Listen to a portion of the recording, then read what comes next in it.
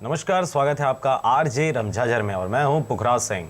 पाली के मुनगाडी में हनुमान जयंती के अवसर पर भगवान बजरंगबली की विशेष पूजा अर्चना कर भोग भंडारे का आयोजन यहां के युवाओं के द्वारा किया गया। भगवान राम के परम भक्त श्री बजरंगबली आज ही के दिन इस धरती पर अवतरित हुए थे और आज भी इसकी उपस्थिति में समस्त जगत प्रवाहमय है। बजरंगबली के जन्मोत्सव अवसर को पूरे भारत में हर्षोल्लास के साथ मनाया जाता है। इसी कड़ी में कोरबा जिले के पाली क्षेत्र के मुनगाडी में यहां के बजरंग भक्तों द्वारा बजरंगबली की शुक्रवार को विशेष पूजा अर्चना की गई, जिसमें यहां के समस्त नागरिक उपस्थित होकर इस पूजा में हिस्सा लेकर आशीर्वाद प्राप्त किए।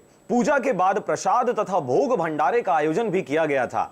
इस अवसर पर जिले के गणमान्य नागरिक सहित भारी मात्रा में बजरंग भक्त उपस्थित रहे। आपको बता दें कि यहाँ के बजरंगबली मंदिर में प्रत्येक मंगलवार को हनुमान चालीसा का पाठ युवाओं द्वारा किया जाता है। पाली से हिमांशु डिक्सेना के साथ ब्यूरो रिपोर्ट, आरजे रमझाझर।